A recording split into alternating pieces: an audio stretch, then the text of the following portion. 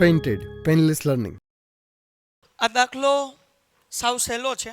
જો અત્યાર સુધીના બધા દાખલા કર્યા તો હવે બધા દાખલા હેલા લાગવા મળશે, કારણ કે જેમ જેમ દાખલા થતા જાય એમ તમને ખબર પડતી જાય એમ આવડતું જાય. દાખલાની શરૂઆત કરીએ. વિપુલના ચોપડામાંથી તારીખ 31/3/2015ના રોજ નીચે મુજબની બાકી લેવામાં આવી છે.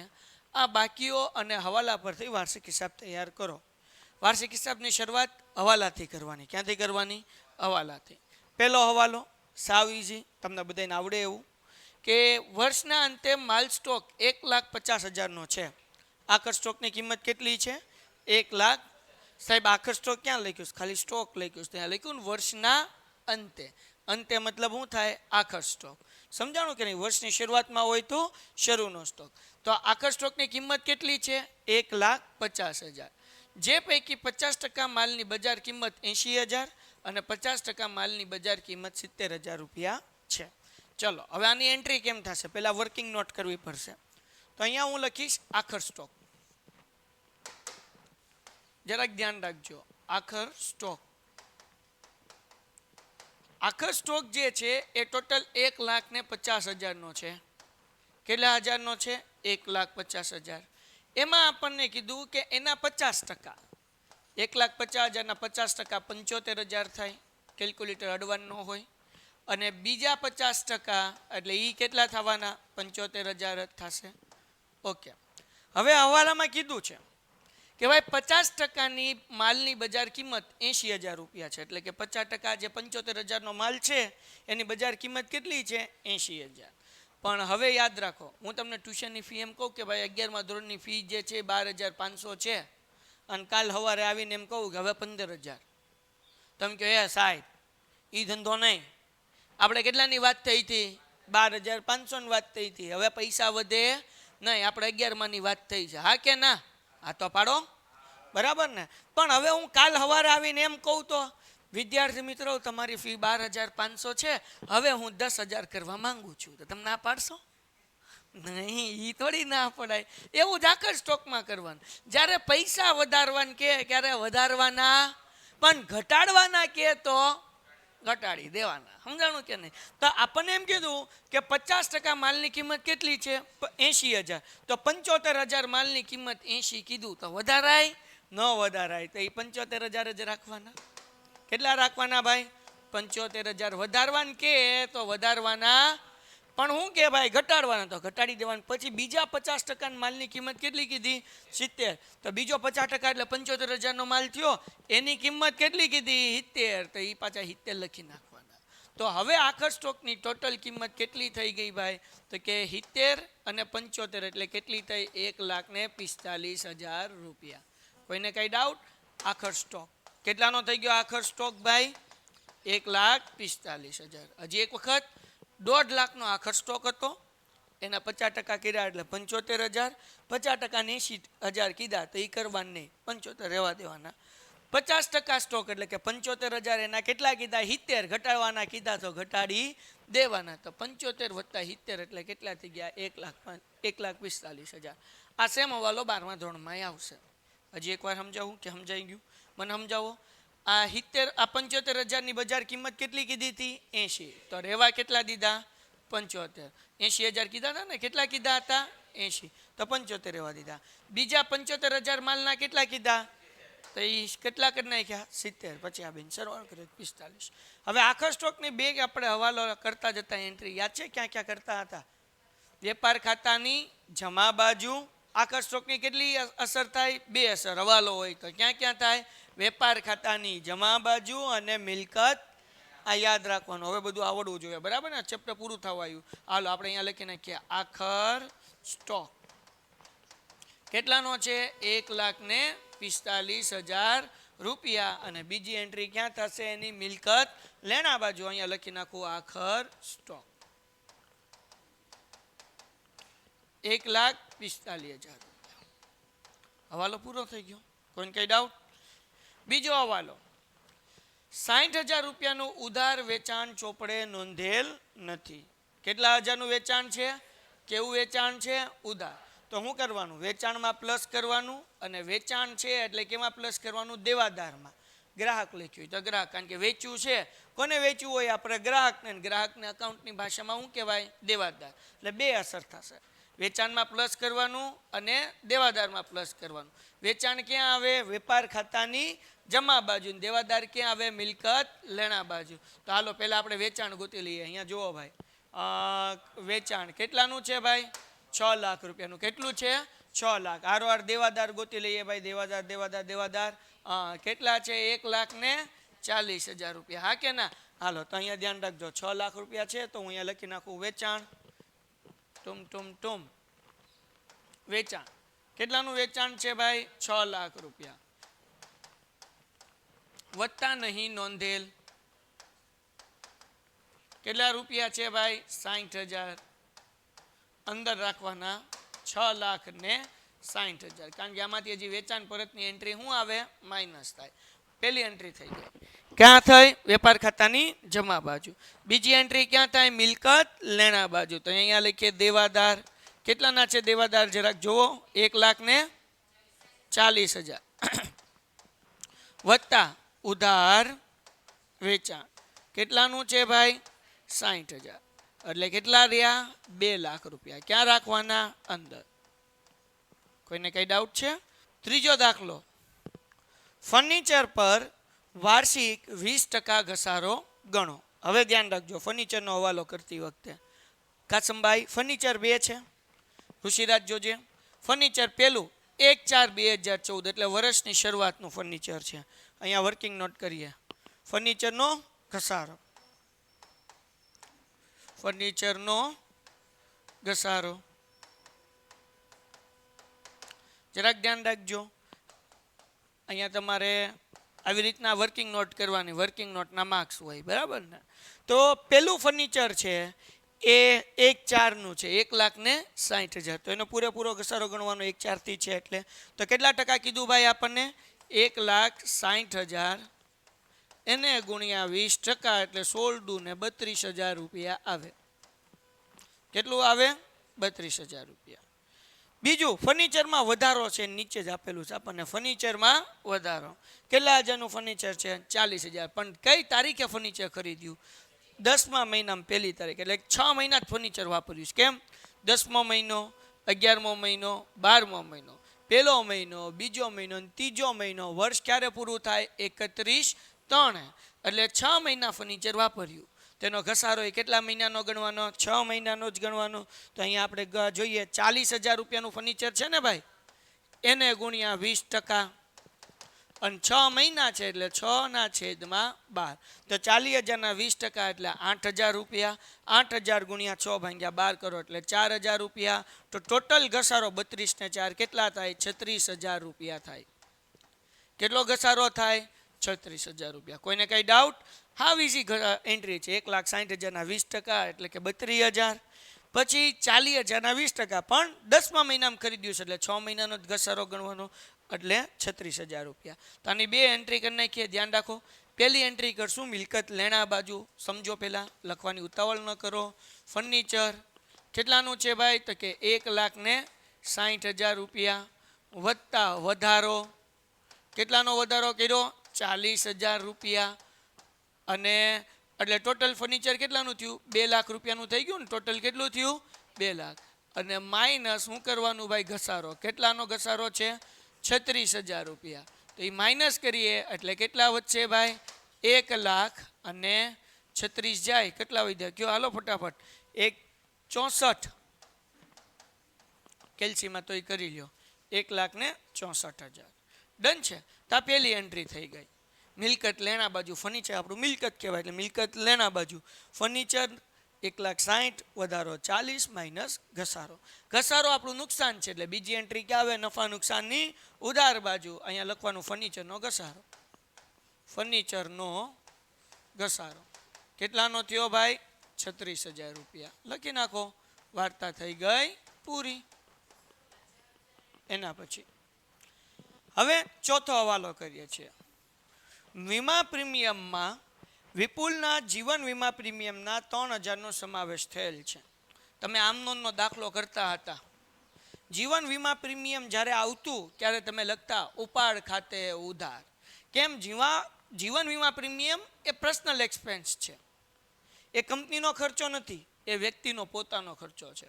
તો હવે શું થઈ ગયું, વીમા પ્રીમિયમમાં 3000 રૂપિયાનો સમાવેશ થયો જીવન વીમાનો, તો મતલબ એવો થાય કે વીમા પ્રીમિયમમાંથી 3000 શું કરવા પડે, માઇનસ કરવા પડે, અને ઉપાડ તરીકે મૂડીમાંથી આ માઇનસ કરવું પડે. તો 2 એન્ટ્રી થશે. પહેલી એન્ટ્રી ધ્યાન રાખો ભાઈ. હવે પહેલી એન્ટ્રી અહીંયા વીમા પ્રીમિયમ ગોતવાનું, આપણે ક્યાંય આપેલું જુઓ તો જરાક, તો કે આપણને અહીંયા આપ્યું વીમા પ્રીમિયમ જુઓ કેટલાનું આપેલું છે ભાઈ, 24000. કેટલાનું આવ્યું છે, 24000. તો પહેલી એન્ટ્રી નફા નુકસાનની ઉધાર બાજુ તમારે લખવાનું વીમા પ્રીમિયમ. શું લખવાનું અહીંયા, વીમા પ્રીમિયમ. કેટલાનું છે, 24000 રૂપિયા. હવે જીવન વીમા પ્રીમિયમને ઉપાડ કહેવાય. શું કહેવાય, ઉપાડ. તો આપણે અહીંયા લખીએ ઉપાડ કેટલા, 3000 રૂપિયા. તો એ માઇનસ કરી નાખો એટલે વધે કેટલા, 21000 રૂપિયા. આ પહેલી એન્ટ્રી થઈ ગઈ. બીજી એન્ટ્રી ઉપાડ છે, મૂડીમાંથી શું થશે, માઇનસ થશે. પણ તમને ખબર પડવી જોઈએ ભાઈ કેટલી એન્ટ્રી આવશે. તો હવાલો આગળ જોઈ લેવાનો છે. એક તો મૂડી આવશે, પ્લસ થશે મૂડીનું વ્યાજ. તો જોવાનું આપણને મૂડીના વ્યાજનો હવાલો કંઈ આપેલો છે ભાઈ, જો અહીંયા આપેલો છે. મૂડી ઉપર 10% વ્યાજ ગણવાનું, એટલે મૂડી પછી એક લાઈન છોડવાની.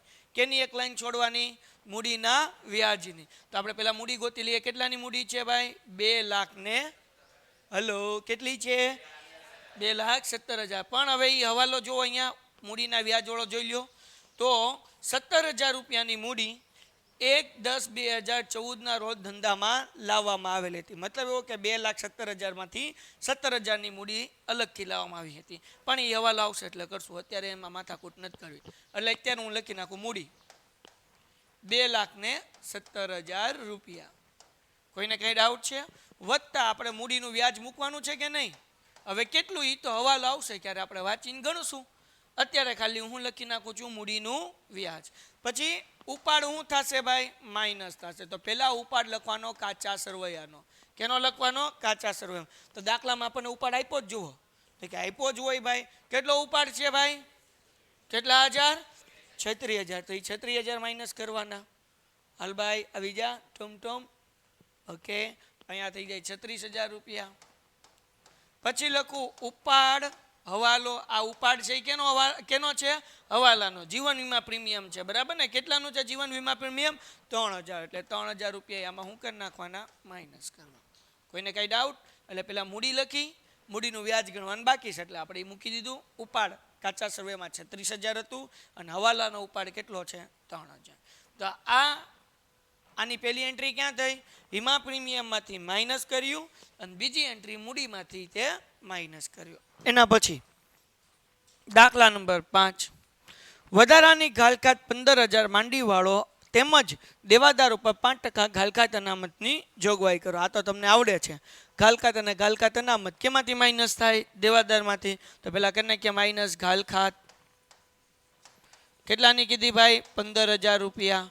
હાલો કરો માઇનસ. કેટલા વધશે ભાઈ, 1,85,000 રૂપિયા. બરાબર ને. માઇનસ શું કરવાનું, ઘાલખાત અનામત. ઘાલખાત અનામત કેટલા ટકા કીધું આપણને, 5%. 1,85,000 ના 5% કરો, કેટલા થાય છે, 9,250. હાલો માઇનસ કરી નાખો. કેટલા વધ્યા, 1,75,750. સાહેબ તમે આ 9,250 18,000 ના અડધા, 9,500 ના અડધા 250. પાછળ એક મીંડું કાઢી નાખવાનું. 5% કે ક્યારે અડધા કરવાના હોય, 5% કે ક્યારે શું કરવાનું, પાછળ એક મીંડું કાઢી નાખો એટલે 18,500 વધે. 18,500 ના અડધા કરી નાખો, 18 ના અડધા 9 અને 500 ના અડધા 250 અને 9,250. ક્લિયર થઈ ગયું. તો પહેલી અસર ઘાલખાત, બીજી અસર ઘાલખાત અનામત. આ જે છે 2 લાખના 5% નથી ગણવાના, જે પૈસા વધ્યા હોય એના 5% કરવાના. તો હવે તમને ખબર હોય તો આપણે શરૂઆતના દાખલામાં અહીંયા આપણે કંઈક લખતા ઘાલખાત, ઘાલખાત, ઘાલખાત અનામત. યાદ આવ્યું કે નહીં. અને શું લખતા, ઘાલખાત અનામત. પછી આપણે કાઉન્સમાં કંઈક લખતા, યાદ છે, કા કા. મતલબ એવો કે કાચું સરવૈયું, હવાલો, હવાલો ને કાચું સરવૈયું. ડન છે. ઓકે, હાલો હવે જરાક જુઓ કાચું સરવૈયું. કાચા સરવૈયામાં જો હવે સમજો, ઘાલખાત કા એટલે કાચા સરવૈયાની ઘાલખાત આપણને કેટલી આપેલી છે ગોતવાની ભાઈ. જો અહીંયા કઈ ઘાલખાત આપેલી છે, ગોતો. ક્યાં છે આ બાજુ ઘાલખાત કેટલી છે? 5,000 રૂપિયા. અને ઘાલખાત અનામત કેટલી છે? 6,000. તો બે એકારા ઠપકાર દઈએ આપણે. અહીંયા લખી નાખીએ ઘાલખાત કેટલા હતા? 5,000 રૂપિયા. અને ઘાલખાત અનામત કેટલા? 6,000 રૂપિયા. અને હમણાં હવાલામાં તો આપણે લખ્યા ને, હવાલામાં ઘાલખાત કેટલાની હતી? 15,000 રૂપિયાની. કેટલાની હતી? અને ઘાલખાત અનામત 9,250. ક્યાં હતી સાહેબ? અહીંયા 15,000 અને 9,250. તમને ખબર છે પેલા ત્રણનો સરવાળો થાય અને ચોથાની બાદ બાકી કરો. હાલો ઝડપથી શું જવાબ આવે? 15 ને 5 20. કેટલો? 23,250. દાખલો થઈ ગયો પૂરો. હવાલો પૂરો થયો, દાખલો નથી થયો. પાંચમો હવાલો થઈ ગયો. હવે વાત કરીએ છઠ્ઠા હવાલાની. છઠ્ઠા હવાલામાં થોડુંક ધ્યાન રાખવાનું. 17,000 રૂપિયાની મૂડી ક્યારે લાવ્યા છે? 1/10/2014 રોજ ધંધામાં લાવી હતી. મૂડી ઉપર કેટલા ટકા વ્યાજ આપવાનું છે? 10%. તો આપણે હમણાં જ જોયું મૂડી ટોટલ કેટલાની છે? 2,17,000. તો અહીંયા જુઓ મૂડી પર વ્યાજ કેમ ગણવાનું? મૂડી પર વ્યાજ 2,17,000 બે ભાગ પાડવાના. એક 2 લાખનો ભાગ અને બીજો 17,000નો ભાગ. સમજાય કે નહીં? તો 2 લાખની જે મૂડી છે એના ઉપર આખા વર્ષનું વ્યાજ આપવાનું. એટલે 2 લાખના 10% એટલે કેટલા થાય? 20,000 રૂપિયા થાય. કેટલા થાય? 20,000. અને 17,000ની મૂડી ક્યારે લાવવામાં આવી હતી? 1/10 એટલે 10મો મહિનો, 11મો મહિનો, 12મો મહિનો, 13મો મહિનો. પેલો આવે પેલો મહિનો, બીજો મહિનો ને ત્રીજો મહિનો. એટલે કેટલા મહિના? 6 મહિના. એટલે એનું 6 મહિનાનું આપણે વ્યાજ ગણવાનું. એટલે 17,000ના 10% એને ગુણ્યા 6 ભાગ્યા 12. 17ના 10% 1700 ને 1700ના અડધા કરો એટલે 850. એટલે મૂડીનું વ્યાજ ટોટલ થશે 850. એ ભાઈ 20,850. મૂડીનું વ્યાજ કેટલું થઈ ગયું? 20,850. કોઈને કઈ ડાઉટ છે? 20,000ના આખા વર્ષના ગણવાના, 17,000ના 6 મહિનાના ગણવાના. વાર્તા થઈ ગઈ પૂરી. તો મૂડીનું વ્યાજ મૂડીમાં પ્લસ થશે અને નફા નુકસાનની ઉધાર બાજુ. તો અહીંયા જે છે મૂડીનું આપણે વ્યાજની જગ્યા રાખી જ છે. કેટલું છે? 20,850. અને બીજી એન્ટ્રી ક્યાં આવશે? નફા નુકસાનની ઉધાર બાજુ. અહીંયા લખો મૂડીનું વ્યાજ. મૂડીનું વ્યાજ કેટલું છે? 20,850. લ્યો ભાઈ, બે એન્ટ્રી થઈ ગઈ. હવે એના પછી છેલ્લો હવાલો અને વાર્તા પૂરી. 10,000 રૂપિયાની ખરીદીનું ભરતિયું લેન્ડર પાસેથી મળ્યું હતું, જે શરત ચૂકથી લખવાનું રહી ગયું. કવિ કહેવા એવું માંગે છે 10,000 રૂપિયાની ટૂંકમાં આપણે ખરીદી કરી હતી અને લખવાની બાકી રહી ગઈ છે. બીજું કાંઈ નવું નથી. હવાલાનો મતલબ શું થાય? પણ આમ કાન પકડવાને બદલે તમને એમ કીધું આમ કાન પકડો. એટલે આપણે મૂંઝાઈ જાય કે હાળું કરવાનું, કાન પકડવાનું જ કીધું, બીજું કાંઈ નથી કીધું. હું કીધું 10,000નું ખરીદીનું ભરતિયું લેન્ડર એટલે કે વેપારી પાસેથી મળ્યું. આ ક્યારે જ મળે? જ્યારે આપણે માલ ખરીદ્યો હોય. જે શરત ચૂકથી લખવાનું રહી ગયું. ટૂંકમાં ઉધાર ખરીદી કરી છે જે લખવાની બાકી રહી ગઈ છે. તો ઉધાર ખરીદી છે એટલે ખરીદીમાં પ્લસ થાય અને લેન્ડરમાં પ્લસ થાય. સાહેબ ખબર કેમ પડે ઉધાર ખરીદી છે? લેન્ડર ભરતિયું તો જ આપણને આપે જો ઉધાર ખરીદી કરી હોય. બરાબર. આ ભરતિયું ક્યારે મળે? ભરતિયું એટલે કે બિલ, કાચું બિલ. બરાબર. જ્યારે તમે કોઈ જગ્યાએ માલ લેવા જાઓ તો એક તો તમને આપે પાકું બિલ, 3 કોપી બનાવે. કેટલી કોપી બનાવે? 3 કોપી. પેલું તમને ડુપ્લિકેટ મોકલે. પછી જ્યારે પૈસા મંગાવવાનું હોય ત્યારે ઓરિજિનલ મોકલીને કહે કે ભાઈ 8 દિવસમાં પૈસા સાહેબ મોકલી દેજો, મહિના દીમાં પૈસા મોકલી દેજો. એટલે પૈસા આવે ને પછી આપણે પૈસા આપી દેવાના. તેને ભરતિયું કહેવાય. એટલે એનો મતલબ એવો થાય કે ઉધાર ખરીદી છે. કેટલાની ખરીદી છે? 10,000 રૂપિયાની. તો ખરીદીમાં 10,000 આપણે પ્લસ કરવા પડશે. કેટલા છે? 3 લાખ રૂપિયા છે ને. ખરીદી ક્યાં આવે? વેપાર ખાતાની જમા બાજુ. ઉધાર બાજુ આવે. અહીંયા લખું ખરીદી કેટલાની છે? 3 લાખ રૂપિયા વત્તા નહીં નોંધેલ. શું ઉધાર ખરીદી લખવું તોય વાંધો નથી, બાકી લખવાનું નહીં નોંધેલ. કેટલા થશે? 3 લાખ અને આવડા 10,000. પછી બીજી એન્ટ્રી લેન્ડરમાં પ્લસ કરવાની. લેન્ડર ગોતી લેવો કેટલાના છે એમ, એ ગોતાઈ દો. હાલો, ઘટે તો જિંદગી ઘટે. 60,000. હાલો, એ પ્લસ કરી દઈએ આપણે. એટલે ક્યાં આવશે ભાઈ? મૂડી દેવા બાજુ લેન્ડર 60,000 વત્તા નહીં નોંધેલ કેટલા રૂપિયાના છે 10,000 એટલે ટોટલ કેટલાના થાય 70,000 રૂપિયા લ્યો ભાઈ હવાલા થઈ ગયા પૂરા હવાલાનો વહીવટ થઈ ગયો પૂરો હવે આ બધું ગોઠવવાનું છે પણ આ દાખલામાં તમારે એક નવી વસ્તુ શીખવાની છે અત્યાર લગી ગોઠવતા હતા એની એક જ એન્ટ્રી કરતા હતા પણ હવે આમાં કેટલાક છુપા હવાલા છે જે છુપા હવાલા હોય એની પાછી કેટલી એન્ટ્રી થાય 2 એન્ટ્રી થાય પણ એ વાંચતા જશું સમજાવતા જશું નવો કોન્સેપ્ટ શરૂ થઈશ ધ્યાન રાખજો મૂડી આપણે ઠપકારી દીધી હા કે ના ઓકે ઉપાડ આપણે લખી નાખ્યો તો કે હા સાહેબ ખરીદી વેચાણ લખાઈ ગયું વેચાણ પરત વેચાણમાંથી શું કરવાનું માઇનસ કેટલાનું છે 5,000 ખરીદ પરત કેમાંથી માઇનસ કરવાનું ખરીદીમાંથી તો આપણે કરી નાખીએ હાલો તો અહીંયા લખું માલ પરત અથવા તો ખરીદ પરત 4,000 નું હતું ને ભાઈ કરવા જ મળો મારી યાર ખરીદ પરત 4,000 રૂપિયા અને અહીંયા માઇનસ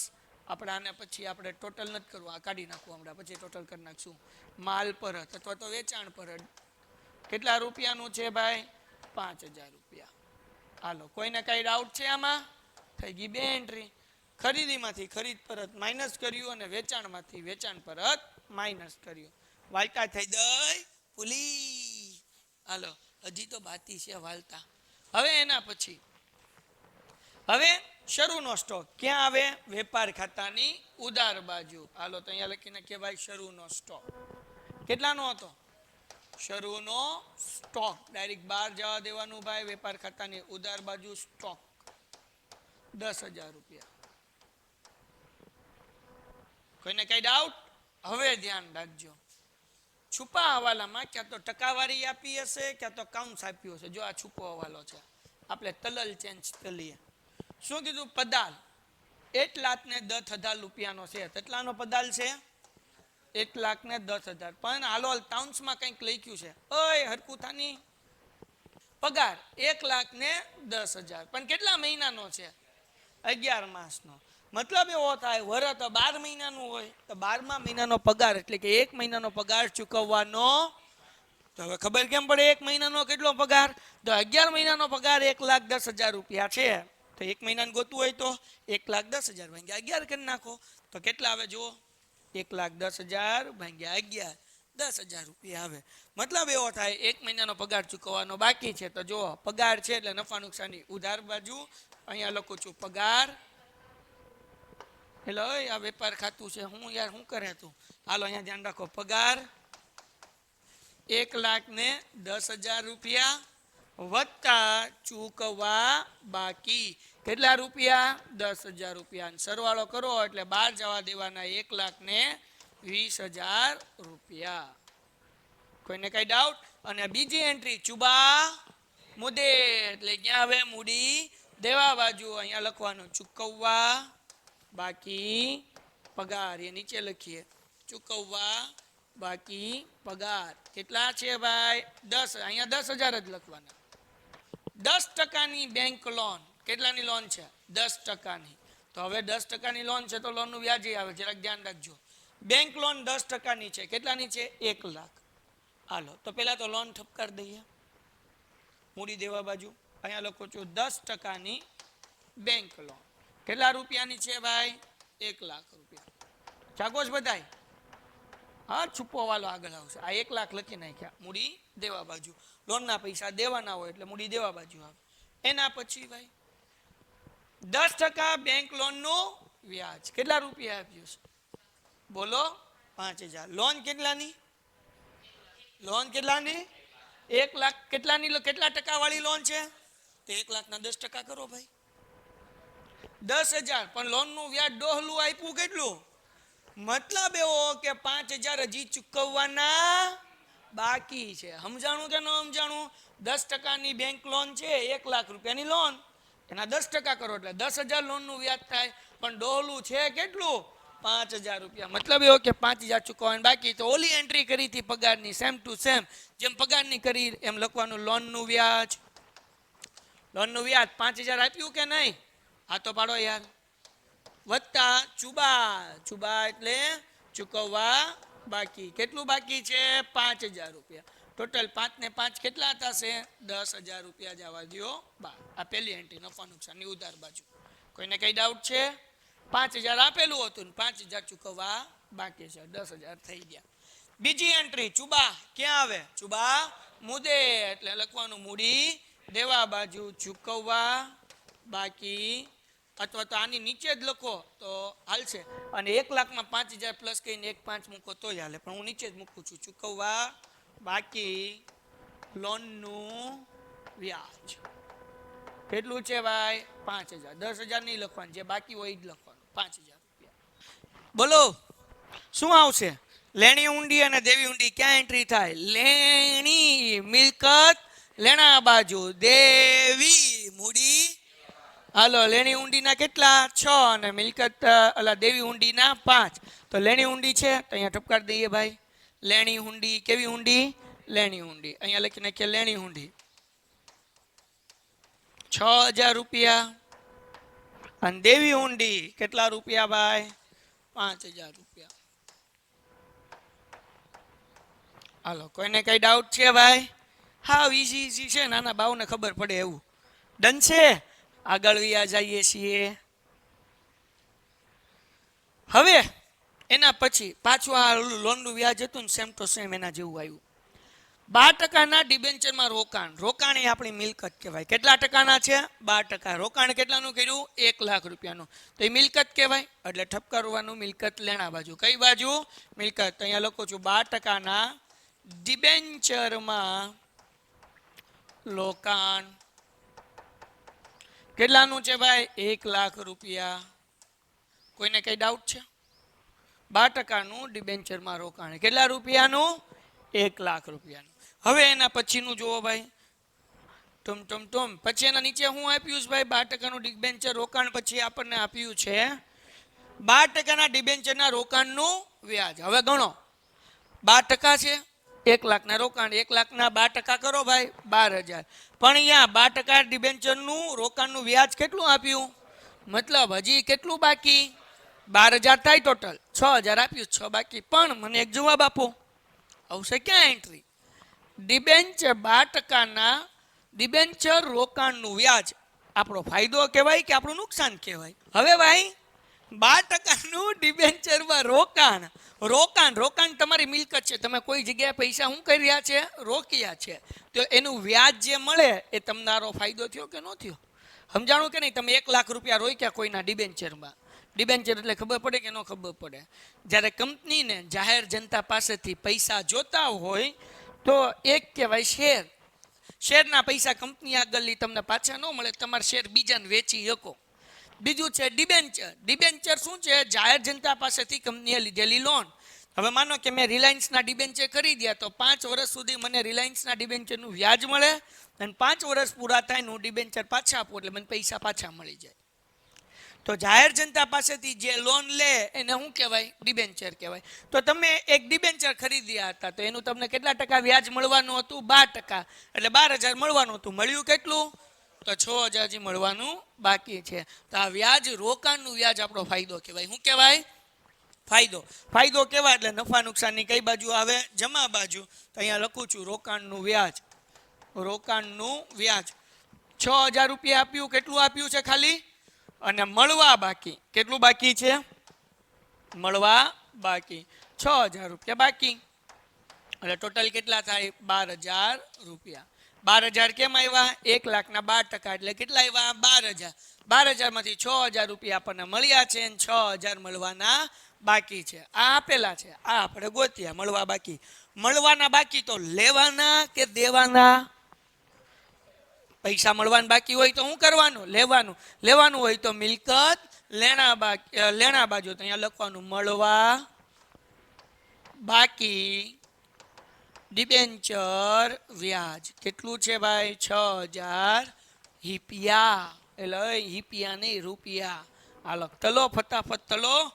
હાલો લખાઈ ગયું? ઓકે, આગળ વ્યા જઈએ ભાઈ. ડુમ. આપણે દેવાદારો લખાઈ ગયા, લેણદારો લખાઈ ગયા, ફર્નિચર આવી ગયું, ફર્નિચરમાં વધારો આવી ગયું, ઓફિસ ખર્ચા, નફા નુકસાનની કઈ બાજુ આવશે ભાઈ? ઉધાર બાજુ 30,000 રૂપિયા. બાકી જોતા જઈએ બધું. ગાલખાત આવી ગઈ, ગાલખાત અનામત આવી ગઈ, વીમા પ્રીમિયમ આવી ગયું. રોકડ સિલેક્ટ ક્યાં આવશે ભાઈ? મિલકત લેણા બાજુ. બેંક ઓવરડ્રાફ્ટ ક્યાં આવશે ભાઈ? મૂડી દેવા બાજુ. અને મળેલ કમિશન નફા નુકસાનની જમા બાજુ. તો આપણે શું લખવાનું છે? ઓફિસ ખર્ચા. હાલો તો હવે મેં તમને સમજાવી દીધું, બધું ઠપકારી દીધું. ઓફિસ ખર્ચા નફા નુકસાનની ઉધાર બાજુ. તો અહીંયા લખી નાખું ઓફિસ ખર્ચા કેટલાના છે? 30,000 રૂપિયા. હા કે ના? પછી કમિશન, મળેલ કમિશન, એ આપણે અહીંયા લખી નાખીએ. મળેલ કમિશન કેટલાનું છે ભાઈ? 5,000 રૂપિયા. પછી બે એન્ટ્રી બાકી છે. કઈ બાકી હતી ભાઈ? રોકડ સિલક. તો રોકડ સિલક આપણે અહીંયા લખી નાખીએ. રોકડ સિલક કેટલાની છે ભાઈ? રોકડ સિલક 50,000. ને પછી શું છે ભાઈ? બેંક ઓવરડ્રાફ્ટ એટલે બેંક ઓડી. હાલો કેટલાની છે બેંક ઓડી? 18,000 રૂપિયા. લ્યો ભાઈ બધી એન્ટ્રી થઈ ગઈ પૂરી. હવે કરવાનું થાતું બંધ.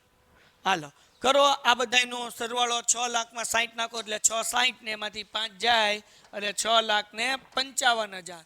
6,55,000 ની અંદર 145 નાખો. 55 ને 45 7 ને 1 8 લાખ રૂપિયા થાય. તો એ કેલ્ક્યુલેટર કરી લેજો બાપા. આ 8 લાખ રૂપિયા અહીંયા એમનેમ 8 લાખમાંથી શરૂઆતનો સ્ટોક 10,000. આ 3 ને 10 ને એમાંથી 4 જાય એટલે 3 લાખ ને 6,000 માઇનસ કરો. હાલો ફટાફટ. 8 લાખમાંથી 10,000 અને 3 ને 6 એટલે 3 ને હોલ ડાયરેક્ટ માઇનસ કરી નાખો. કેટલા વધ્યા? કાચો નફો 4,84,000 રૂપિયા.